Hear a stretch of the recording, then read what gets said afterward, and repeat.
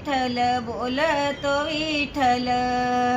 काढा रुक्मिणी झाडून ग रुक्मिणी झाडून आषाढीचे गवार करी आले घरदार सोडून ग घरदार सोडून बोलतो विठ्ठल आथर रुक्मिणी घोंगड ग रुक्मिणी घोंगड दारी ग दर्शनाला एवढी उडाली झुंबड ग उडाली झुंबड पंढरपुरात